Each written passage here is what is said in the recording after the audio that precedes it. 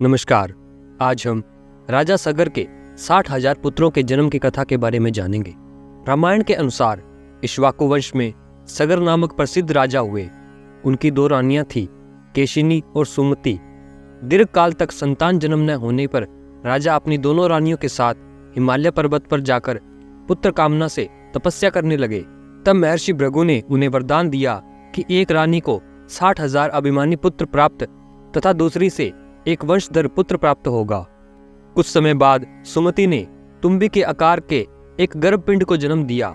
राजा उन्हें फेंक देना चाहते थे, किंतु तभी भविष्यवाणी हुई कि इस तुम्बी में 60,000 बीज है। घी से भरे एक एक मटके में एक एक बीज सुरक्षित रखने पर कुछ समय बाद 60,000 पुत्र प्राप्त होंगे। इसे महादेव का विधान मानकर सगर ने उन्हें वैसे ही सुरक्षित रखा। समय आने पर उन मटकों से 60,000 पुत्र उत्पन्न हुए। जब राजा सगर ने अश्वमेध यज्ञ किया तो उन्होंने अपने 60,000 पुत्रों को उस घोड़े की सुरक्षा में नियुक्त किया।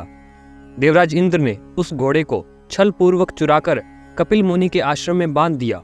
राजा सगर के 60,000 पुत्र उस घोड़े को ढूंढते ढूंढते जब कपिल मुनि के आश्रम में पहुंचे तो उन्हें लगा कि मुनि ने ही यज्ञ का घोड़ा चुराया है। यह सोचकर उन्होंने कपिल मुनि का अपमान कर दिया।